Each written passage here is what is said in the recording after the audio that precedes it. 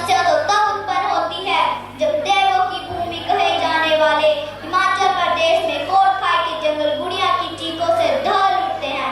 और कुछ लोग तो ये कहते हैं कि ये तो एक मामूली सी घटना है। महोदय, सोच बदलनी होगी।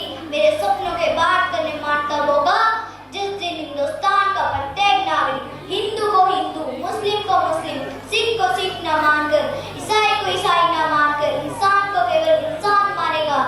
मेरे सपनों के बात करने मानता होगा जिस दिन सभी शिक्षण संस्थानों में निस्वार्थ भाव से शिक्षा प्रदान की जाएगी और